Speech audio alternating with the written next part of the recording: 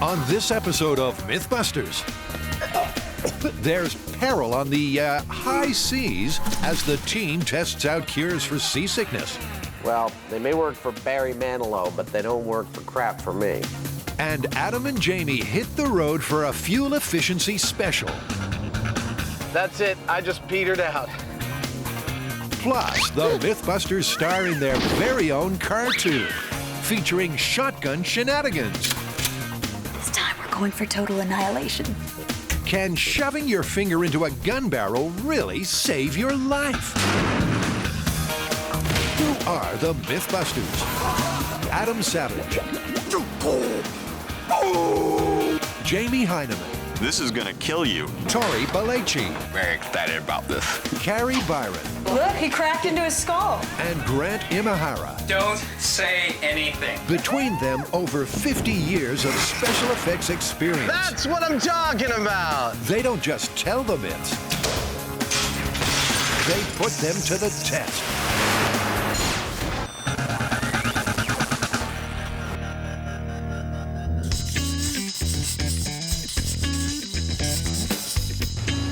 Whenever the MythBusters have sailed for science, Adam's dirty little secret has been chucked up. He and the sea just don't agree, and it's time to find a solution. Well, Adam, as we've seen, you have a problem with seasickness. We definitely need to find something for you, but things that are pharmacological often have side effects like drowsiness and dizziness and things that you don't want to do in a table saw. Well, I mean, there are also a lot of non-pharmaceutical remedies out there. I mean, there's wrist straps, there's electrical stimulation, there's sprays. These days, there are non-pharmaceutical cures aplenty, and the MythBusters are going to put them to the test. But the ocean is a fickle place. One day it's chucktastic, but the next can be mirror flat. Sadly for Adam, Jamie's got a plan that guarantees a gratuitous gagging. I think what we need to do is something more like what NASA does. That is, build a chair that moves you around in a certain way that's designed to make you seasick. And then every day we'll come back in and try, a brand new remedy. You sound really excited about this experiment. I'm really looking forward to it. When it comes to making people puke, NASA are the experts. They've got the zero-gravity plane, famously called the Vomit Comet. But believe it or not, the real spew machine is the Seasick chair. At just 7 revolutions per minute, it's surprisingly effective. And Carrie's copying this lethal NASA design that the team can then ride right here in the shop. In essence, my seasickness simulator consists of a platform that rotates with a chair mounted to it, and it's going to have a headpiece that's going to basically have a guide for you to move your head like this to induce nausea. It's this head guide combined with the chair's rotating action that could throw up some results. But why exactly do people get seasick? Well, Adam, you're not alone in getting motion sickness.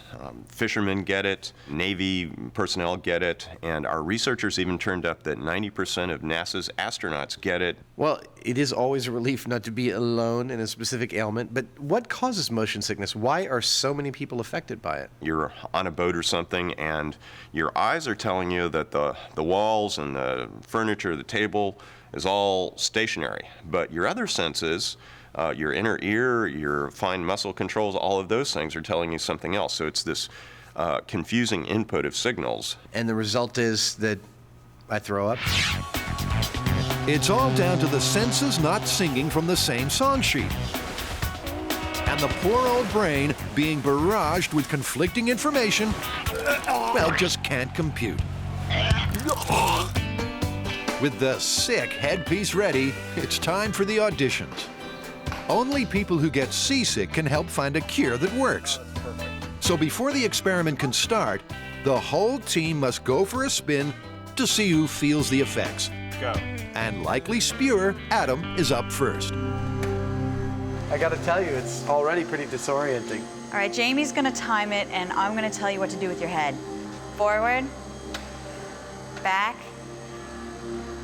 left, right. The time it takes NASA to induce seasickness varies depending on the victim. Left, Some people succumb in 30 seconds, some in 30 minutes, and some not at all. But Adam? I'm starting to sweat. right, back. Let's stop it. So you're claiming this is it for you? I'm claiming I already feel pretty queasy. After 3.5 minutes, Adam staggers off, knowing he's just become test subject number 1. And will he be joined by Jamie? Given that this machine is designed to make you sick, I would say that it's entirely possible that I'll get sick. He will ride that chair. He will swallow his vomit. He will do whatever it takes to keep the myth up that he is completely unsusceptible. So we're never going to get any symptoms out of him no matter what. His self-control is gargantuan. Okay. But Carrie's got other ideas.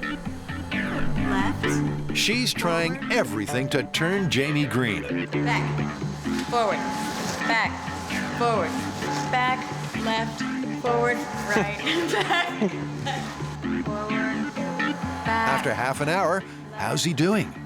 I'm kind of like bored a little bit. He's just a little too amused with this. It's starting to piss me off. That's it. You made it. With Sea Dog Jamie as fit as a fiddle, Adam's still waiting for a barf buddy. Sorry. But worryingly for him, neither Carrie nor Tori This is fun. I could do this all day. succumb to the chair. Let's see. Grant! That just leaves Grant. We've got a plan for you. Forward. Back. Forward. It's an evil plan that soon seems to be working. I feel Back. something coming up in my throat, but Forward. I'm not Back. in any immediate danger of spewing. Forward. No? I think. Well, Left. 10 minutes later, that all changes.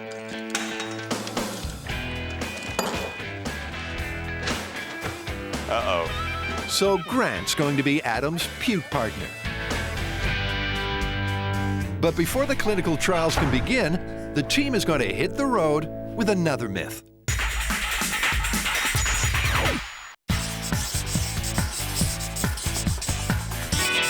Well, it looks like we've got another driving fuel efficiency myth, a classic, right off the Discovery website. Yeah, it looks like we've got to do another driving marathon, huh? This time, the myth is that driving your pickup truck with the tailgate down gives you better fuel efficiency than driving with it up. I've been driving a pickup for the past 10 years, and I live it up. Well, we're going to find out whether or not you've been wasting money, which I know you hate to do. Is tailgate down really more efficient than tailgate up? To test this driver dilemma, Adam and Jamie are going to drive to the desert and back to see who runs out of gas first. The MythBusters have acquired 2 identical new pickups. Check out your Each mileage. vehicle has done the same mileage, has the same tire pressure, 35. will be carrying the same weight, Hey! Whoa. 226.8. 226.8. You really had to go. and to ensure equal fuel consumption, Grant has even devised a set of driving rules. Number 1, you must maintain the legal speed limit. Number 2, all acceleration must be done by the cruise control. Number 3, no drafting, so you don't take advantage of any aerodynamic advantage. Number 4, windows up, and if you have air conditioning, it's got to be exactly the same in both cars. Any questions? If the myth is true, then the truck with the tailgate up should be the first one to run out of gas. And away we go. That's the theory. So it's time to put this pickup parable into practice. And Jamie's leading off with the tailgate up. Drivers be advised, current speed limit is 50 miles per hour. Over. Roger that, I am cruise controlled at exactly 50 miles per hour. I am also on cruise control at 50 miles an hour as well. Thank you. The MythBusters are in for the long haul. These pickups are filled to the brim. That's over 30 gallons. It's going to be a hell of a trip.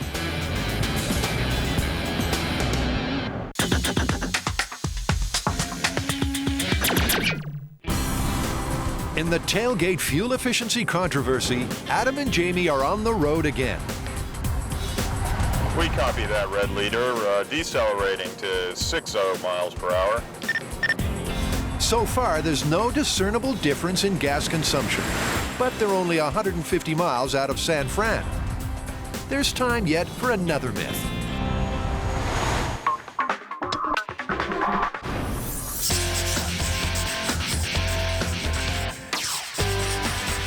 Well, I see you guys have gotten into the gun cabinet again. Are you up to no good, or is this something to do with a myth? Well, we've chosen quite a fun project. It's an old classic from the sci-fis, the movies, and definitely cartoons. It's the finger in the barrel. The idea is that if somebody points a gun at you, you can take your finger and stick it right in the barrel. When they pull the trigger, your hand will be magically saved, the gun will explode and injure or possibly kill the shooter. Well, guns, cartoons, maybe some big bangs. Sounds like fun. It's a cartoon classic. Who are the Myth-Toons? Hunter Hyneman. Quack, damn you. And Savage Squirrel. Am I missing an eyebrow? Our sharpshooter is on the warpath, stalking a snack-happy squirrel. But the ginger rodent has a life-saving trick up his sleeve. Faced with certain death, he plugs the barrel. And the hunter's plans literally backfire. But is this loony myth constrained to cartoons, or does it really happen? Well, what's going on here? Are we going to just buy a bunch of guns and start plugging the barrels up and see what happens? I thought maybe we'd start with the shotgun, since that's the one that you always see in the cartoons. We're definitely going to need a hand. I'm thinking of maybe taking a ballistics gel casting and giving it some rigidity by casting a skeleton inside of it. And we're going to need to see what happens to the shooter if and when the gun explodes, so we'll need a bust. Well, it sounds good to me. Let's get started on it. They're going to make a ballistics gel bust of a shooter and line him up behind a shotgun. Then they'll plug the barrel with an artificial finger, pull the trigger, and see who comes off worse. So it's all hands to the pump. Hey, Tori, can you come give me a hand with something? What do you need? I actually need your hand. I'm going to make a ballistics gel model of a hand. And so you need a hand. I need a hand with my hand. Tori's lending a hand for what will become a ballistics gel finger that'll be stuffed into the shotgun barrel. Ooh, that looked like it came out good. Yeah, no ripping. All right. Next, it's in with the plaster, the second of many steps in this complex world of modeling.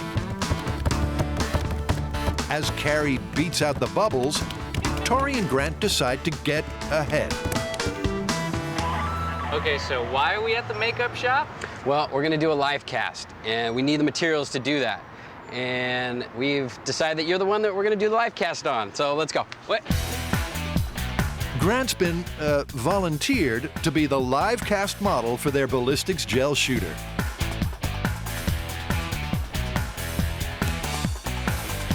How you doing? Hi, guys. I'm Tori. Joe Quartz. Nice Grant. to meet you. Nice to meet you. All right, we need to do a live cast of Grant, and he doesn't want to shave his head for some reason. No problem. We use a bald pate for that. It'll completely cover up your head. Great. All your hair is spared. Start from the back. Yeah, there you go.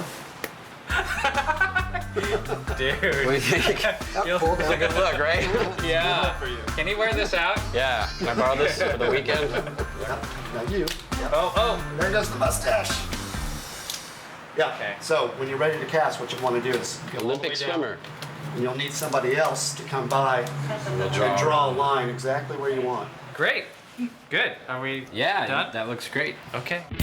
But back at the shop, does Grant really know what he's letting himself in for?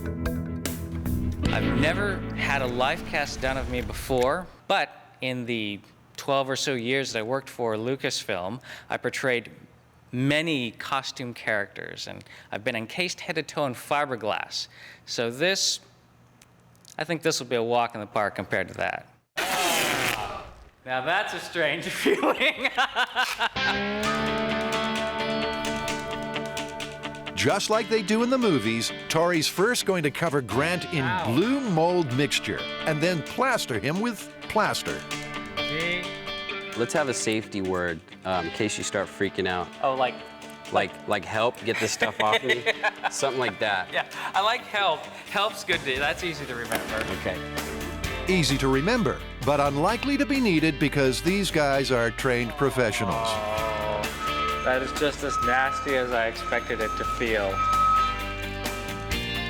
Slowly, Grant begins his transformation into the creature from the Blue Lagoon.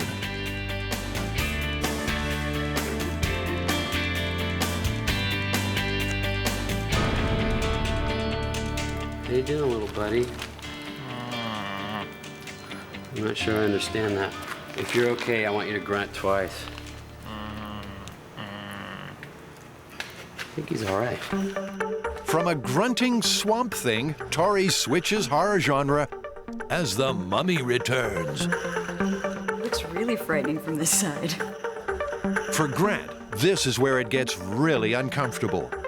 The plaster bandage is cold, heavy, and completely blocks out the light. And with one of the straws fallen out of his nose, it's here where panic can really set in.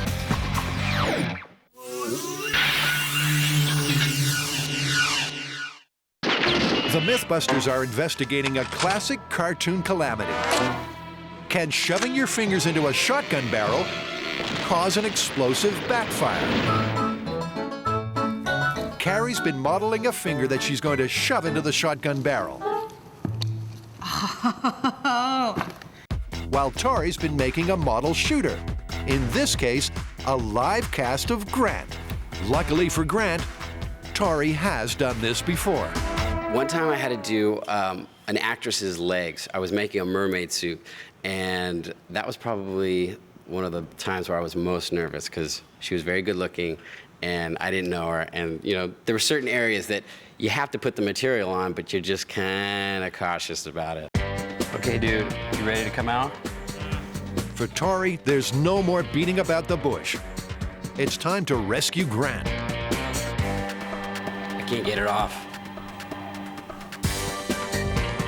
After some careful slicing and dicing, Grant finally busts out.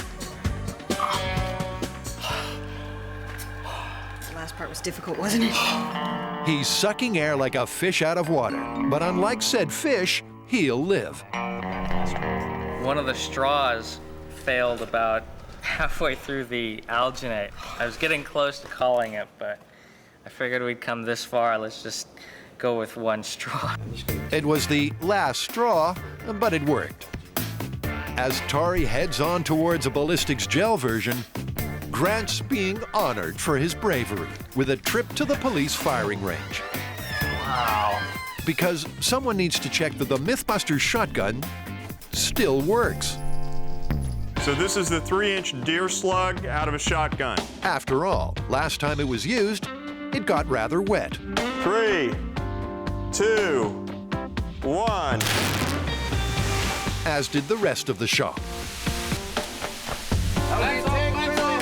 Lean forward, get that upper torso weight in front of you. That'll actually help you stay on target.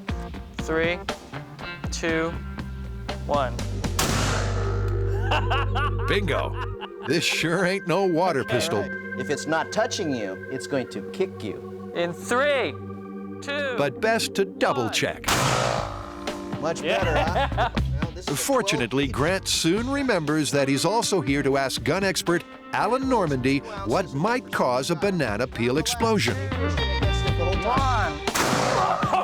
And it's all to do with pressure. Whenever a bullet is being shoved down a barrel, essentially, it's being shoved by the expanding gas.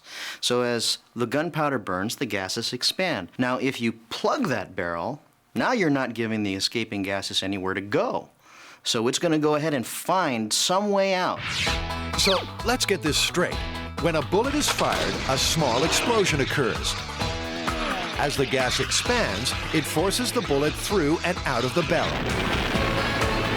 But if the barrel is sealed shut, the gas has nowhere to escape and the pressure can build until the gun ruptures. We need to test this at MythBusters. What do you think is going to happen when we take our ballistics gel finger and put that in the barrel of a 12-gauge shotgun? I don't think you can create a sufficient seal to contain the pressure just with a gelatin finger, a chicken finger, or any other kind of finger. To get this myth to work, they're going to need to pull their finger out.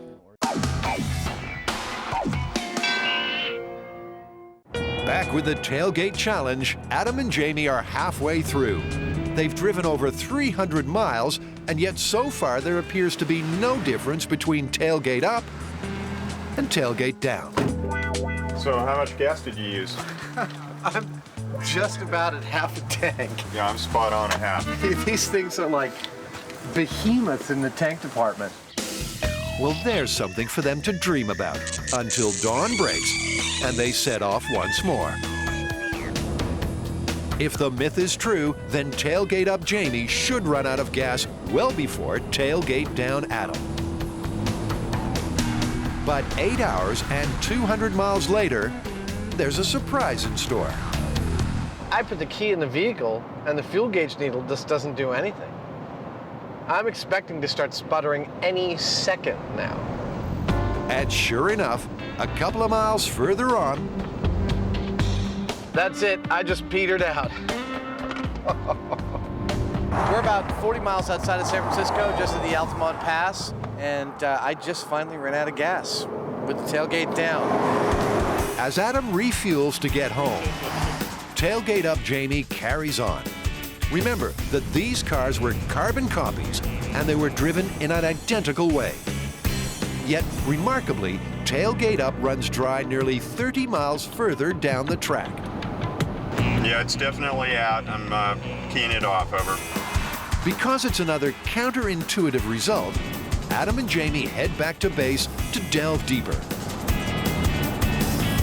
I don't think we're done testing this. I think we have to actually come up with a way to visualize how the air moves around the truck. I'm just not sure how we should do it. Well, rather than build a gigantic wind tunnel, maybe we should do what NASA does and build a water tunnel kind of version in miniature. Yeah, that sounds like a great idea. Thanks to NASA, they're building a donut-shaped tank that'll have water flowing around it, courtesy of an outboard engine. Within the main current will sit a scale model pickup truck. Once it's filled with water, they'll add food dye to the flow and hopefully will visualize the amount of drag created by the tailgate up and the tailgate down. Okay. That ought to make it work fine. But as Jamie adds more and more food dye, the results aren't exactly crystal clear. The dye seems to speed over the truck, regardless of whether the tailgate is up or down.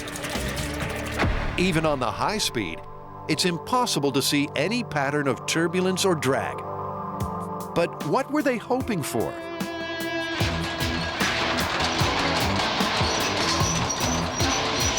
According to the designers of these trucks, there's a sort of a circular pillow of air that forms behind the cab of the truck when the tailgate is up. And that is known as a separated bubble, or if you're really nerdy, a locked vortex flow. Now, what that actual bubble is doing is that nice circular motion of slow-moving air is actually keeping the fast-moving air from contacting the truck. It's making it move right over the truck.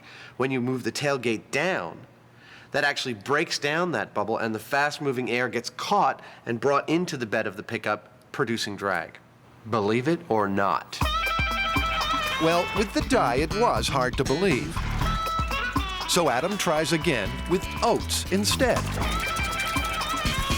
The vortex there that's in the bed of the truck is gathering oats slowly, but at a very sort of steady, measured pace. And you can see they're mostly just staying there in that pocket. That's the elusive separated bubble that deflects the oncoming wind over the raised tailgate. All right, I'm going to drop the tray down and we'll see if we can spot any difference. Okay. I think what I see is that it's gathering them at a much faster rate. And it's right about here. They're hitting this critical point where I can see them kind of falling off and joining in with their friends. The lowered tailgate bursts the separated bubble, so the wind is pulled down right onto the truck bed, creating big-time drag. It really is a less efficient way to drive. Well, I don't know what else we can do. I mean, we've got our own experimental data that verifies that it's better to drive with your pickup tailgate up than it is down. I just wouldn't have guessed that. It's totally surprising. What are you going to do? Well, I'll tell you what I'm going to do. I'm going to wait for their emails to come.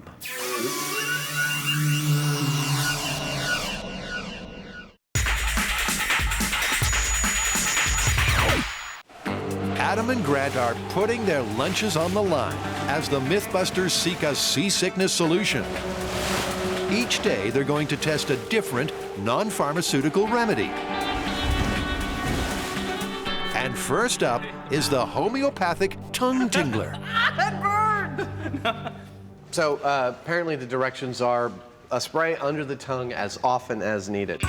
But 10 minutes in and 5 sprays later, it's not going well. Grant, would you rely on this remedy in a seasick situation? If I were out on the open ocean, this wouldn't be my only choice. Good job, because soon after, things turn nasty.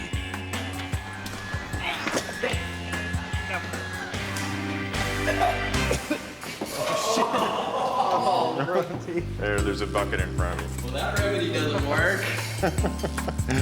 So the tongue spray clearly doesn't float Grant's boat. Next! But Adam's not having much joy either. Just 4 minutes, and he's had enough. All right, let's turn it up. Turn it up.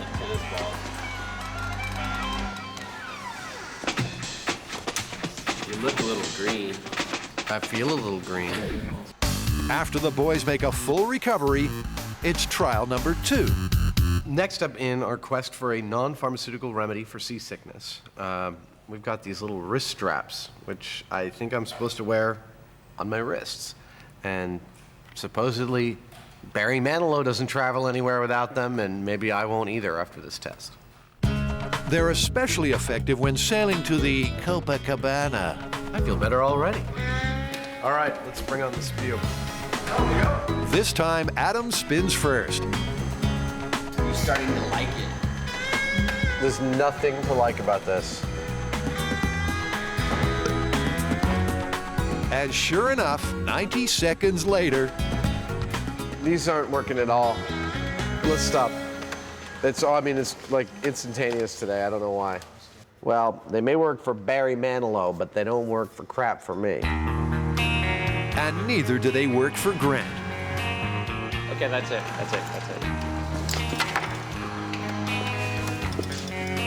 So it's chair 2, remedies zip. A result particularly surprising given that the chair looks so gentle.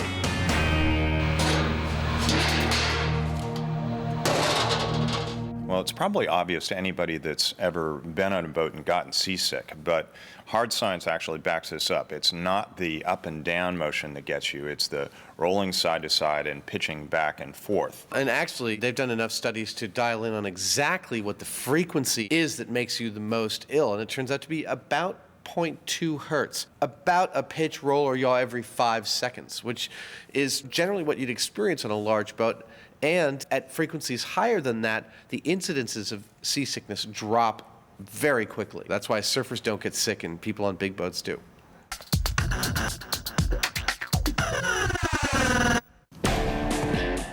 Tori and Carrie have been building model body parts to help test whether shoving your fingers down a gun barrel can save your life. This stuff smells like crap. And they're all set for the ballistics gel.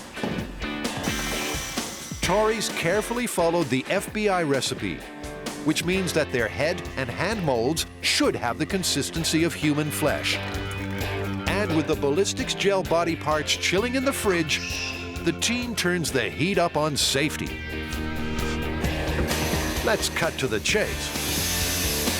If the cartoons are right, a blocked shotgun could explode with fatal consequences. So for this myth, it's back to the bunker. Tori carves out new viewing windows before the container gets some much-needed reinforcement. It's a MythBusters Makeover Special. So we got a couple more hours till the Peterson family gets back. You know, it's coming pretty good. I hope once they look at it, we're giving them that dungeon look that they asked for. While Tori waits for the Petersons to arrive, Grant is also busy with safety. My job for this myth is going to be to make a remote firing mechanism. Since there's potential that the barrel's going to explode, we don't want to have anybody nearby. He's designing a remote-controlled trigger pull, which means that no one needs to be in the shooting bunker to fire the gun. But does it work? Perfectly. With Grant, you get 2 for the price of 1, because his ballistics gel counterpart is ready to be demolded. Oh, don't fall apart on me. Oh, someone's head's gonna roll for this. Sabotage.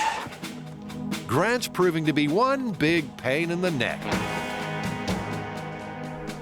And Carrie's been handed the same problem. The consistency of my fingertips here are sort of a crunchy, frozen, brittle mess, whereas the rest of the hand, it's more like a soft jello. So I really believe that it's set wrong. You don't say. Luckily, her second hand makes amends. Oh, yes, it's the best one yet. Oh my God, look at this one. Look how cool this looks. You can totally see the skeleton inside. With test time approaching, the team are 1 hand down and short by a head. So Tori decides to recycle previous ballistics models. It's faster and harder to screw up. And sure enough, with Adam and Jamie's help, the new Grant has come out in one piece. Little Imahara. Looks like the doctor didn't reshape his head when he came out. You're gonna be fine. The last ingredient is ready. With the radio control shotgun, Buster complete with new hands, and the ballistic shooter all locked and loaded in the bunker, the myth busting can begin.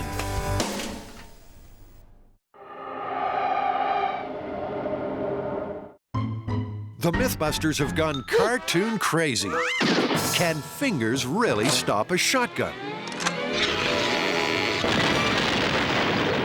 All the ingredients are ready, so let the firing commence. For the first test, Buster's gel finger is squeezed into the barrel. Please do not try this at home. This is test number 1. Finger in a barrel, ballistics gel finger. Everybody ready? In 3, 2, 1. Looks like it worked. I would say we're all clear. Excellent. Let's go see what happened. Hey, his hand's gone. Well, not only did it destroy the finger, it blew apart the hand. Nice. All that's left is a little stump of a wrist. I don't think this is exactly an effective way to stop a bullet. So for test 1, Buster's whole hand was blown to smithereens. Let's see that again. Big bang, but no banana barrel. Just an horrific injury to Buster. And Grant the shooter gets not a scratch. This test right now places us in the realm of Bugs Bunny fantasy. If we want to see a shotgun actually blow up from excessive pressure in its barrel, we're going to have to use a bigger plug. We're going to go with another ballistics wax hand this time, which is a little more robust. But is test 2's hand robust enough? Safety's off. In 3, 2, 1. The gun is clearly still intact, and His hand is totally gone again. something doesn't surprise me about that. Dude, What? come here. Look at the very tip I'll of the be barrel. darned. The barrel has actually changed shape. Do you guys see the barrel? Yes! It is a full-on Bugs Bunny moment. Man, that was enough pressure in the barrel to cause it to mushroom out like that. That's amazing. Adam's getting a little animated. The finger did have an effect, but it's hardly cartoon comedy. For this myth to be true, we have 3 very important criteria. 1, the finger has to remain intact. 2, the gun itself has to be the thing that explodes. And 3, the shooter has to be the one that's injured or killed. None of this happened. The finger blew off. The end of the rifle just ballooned a little bit. And the shooter's totally fine. So at this point, I could call this myth busted.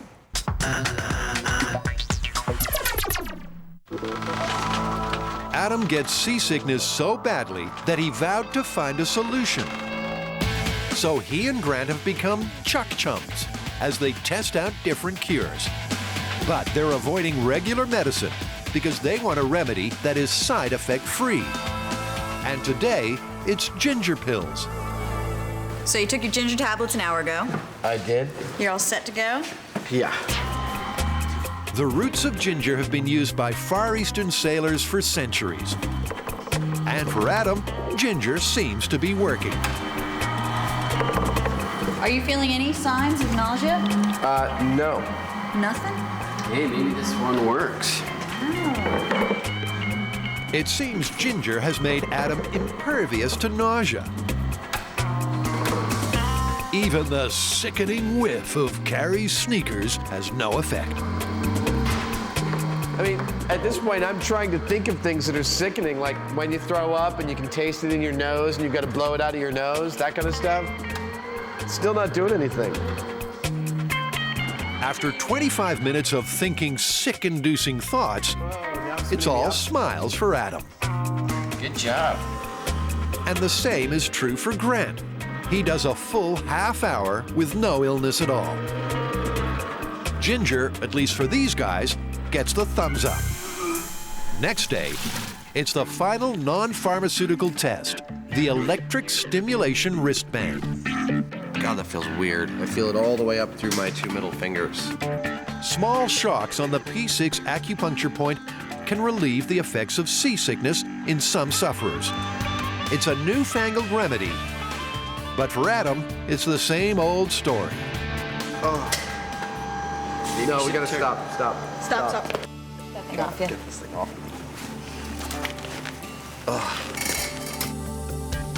Grant, too, feels little effect. Turning the band down. So with 4 tests down, how are the test subjects getting on? I think about the chair on the drive to work and I feel a little nauseous. I describe the chair at a dinner party and I feel a little nauseous. This chair is never getting back in my house. I don't know if we're trained like Pavlovian dogs to have this response to this particular situation, but I have to say that just thinking about it makes me feel a little ill. It seems that both Adam and Grant are suffering the age-old problem of clinical trials, mind games. But Jamie has a cunning plan. Jamie, I've been thinking about this a little bit. How do we know they're not fooling themselves into believing that the remedies are not working? There's a tried and true and very simple way of dealing with that, and that's called the placebo. So what we're going to do is give them something that we're going to tell them is an over-the-counter pharmaceutical remedy that, you know, they'll be thinking that if anything works this well. And what we're actually going to be giving them is something, you know, useless like a vitamin or something else. That's clever. Vitamins are useless? Well, for seasickness. So this time, Adam thinks he's taken a regular drug treatment, but in fact, he's had a vitamin. Will his brain trick his body into believing that this remedy works, or will he get as sick as ever? Oh, stop. Okay. Oh.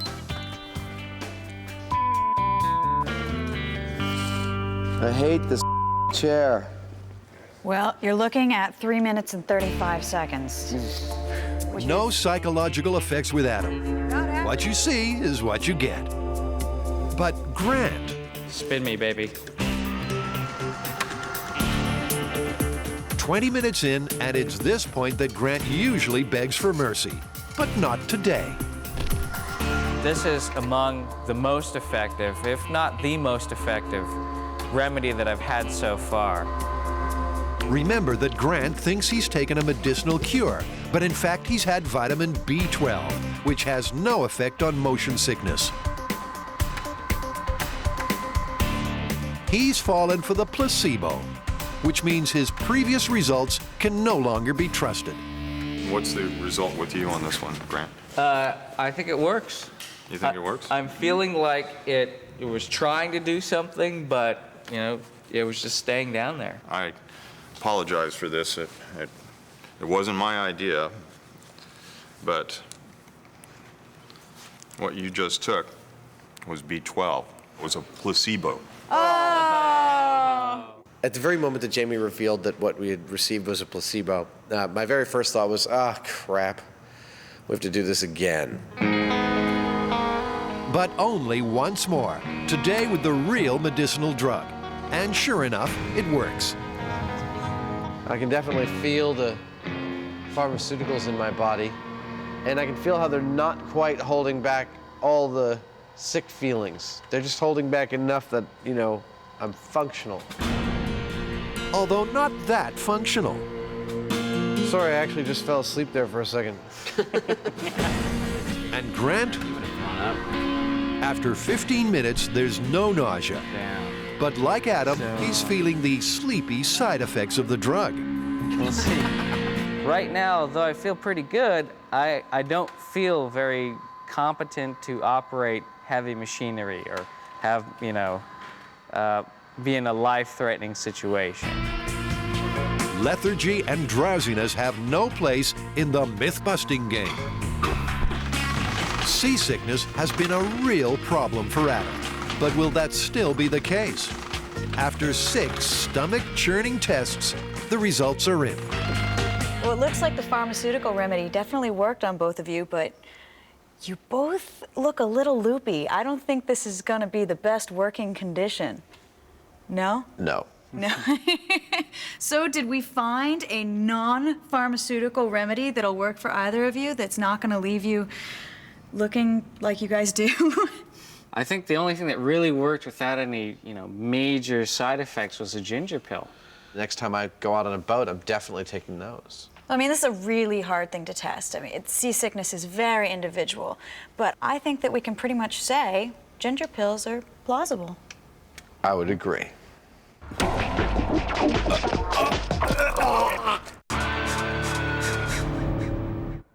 Home on the range, the Mythbusters have shown that plugging a shotgun barrel with your fingers will not cause the gun to explosively backfire. But they're not giving up just yet. You know, I definitely remember having seen pictures of blown-up gun and rifle barrels. Well, barrel obstructions, which could cause the barrel to explode, are not uncommon. You mean like loading the wrong ammo in your rifle? That's one way. Hunters, they get dirt or rocks stuck in the barrel. Poorly reloaded ammunition. I would also imagine that super old guns that are poorly maintained would be a common cause. That would definitely be a problem. With fingers busted, Tori gets down and dirty with another real-life gun obstruction, soil. Okay. That'll do. Although how real-life this is debatable. I think this thing is going to explode right now. I hope. I want to see some action. With 8 inches of mud, could this be the real Dirty Harry? In 3, 2, 1. It looks good. Oh! Now that's a result. Look at this. Wow! It looks like they've hit pay dirt. The shooter's fine, but the gun's been soiled. But not as soiled as they'd hoped. There's some peeling back, But to get the cartoon banana, they're going to have to go for broke. The last thing we're going to try is jamming a piece of steel, solid steel, into the barrel and welding around the edge. And I think that's going to give us what we want to see. So they're abandoning real-life scenarios as they prepare to ram a steel spike into the gun. And this time, they're making sure it's sealed completely shut. I've put some pretty strange things in the toilet before, but never had to cool the nozzle of a gun that's just been welded shut. In keeping with the MythBusters ethos, we have tested the myth, we have busted the myth, and now we're going to see if we can prove the circumstances.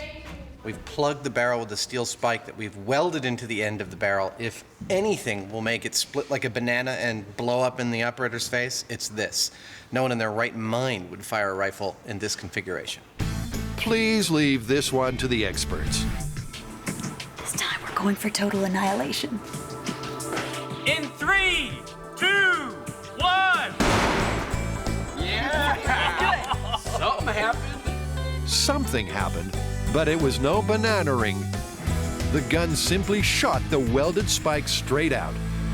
Yeah, but this isn't gonna make the cartoon hunter's face turn black and burn his hair off. No, dirt was more interesting than a steel plug. Granted, we didn't get something dramatic here, but I think this is the most interesting result because effectively the gun contained the explosion. That it did. It seems that modern shotguns are just too strong for this myth. They're manufactured to withstand banana peeling. But before busting the myth completely, Jamie has one last trick up his sleeve: a squib load in a high-powered rifle. A squib load is a round that has so little gunpowder that it fails to exit the barrel. If left uncleared, the next bullet can have disastrous consequences. And disastrous consequences is what this team thrives on. Jamie's making a MythBusters squib load. He's carefully removed the metal slug from the round and is safely hammering it into the end of their Carcano rifle. Do not try this at home. That ought to do it. Well, there's your problem. Grant's remote control doesn't fit the new gun, so they're going with the old-fashioned method. Carcano rifle, squib load in 3, 2, 1. Woo! That sounded fun. That was no misfire. No misfire, but was there a banana backfire? Shooter's still intact. Hey! Oh. No, that looks pretty good at the end. What happened to the barrel? Oh, you got a little bulge. Huh. It definitely bulged it out. It wasn't exactly the banana peel thing that we're looking for, which seems so hard to achieve. So hard, it's surely impossible. Even the squib load refused to blow.